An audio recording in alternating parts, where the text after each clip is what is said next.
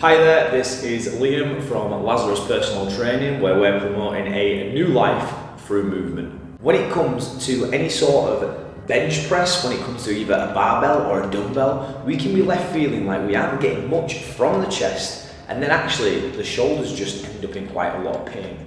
This video looks at both of those situations and how we can look to solve the fact that we aren't getting any chest work and look to properly solve the fact that our shoulders are in pain.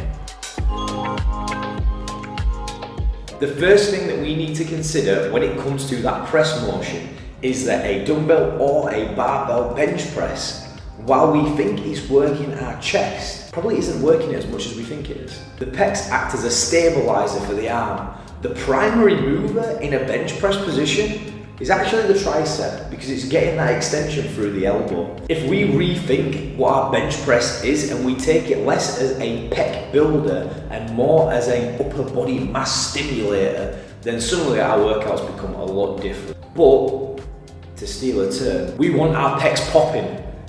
How do we get them popping? Well, we need to think about what sort of load do we put in the chest under. So yes, a heavy load for a bench press will stimulate the chest, but also things like chest flies and putting it into a stretch position to then squeeze the muscle again will stimulate the muscle, especially if we're looking for hypertrophy and looking to build the pecs. Again, we don't really need to be thinking about this forward press motion.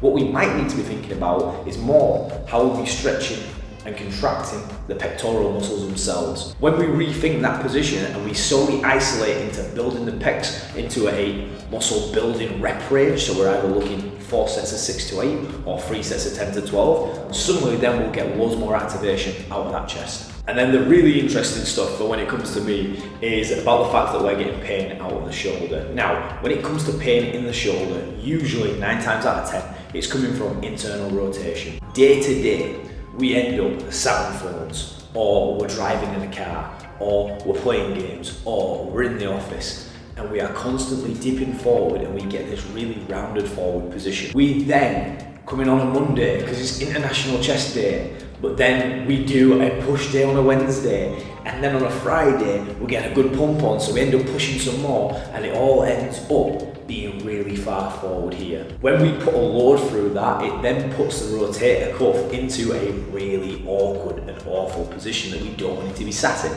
To get around that, we need to work on our thoracic extension, and we need to make sure that the shoulder is sat in a good place. And we do literally what I did there.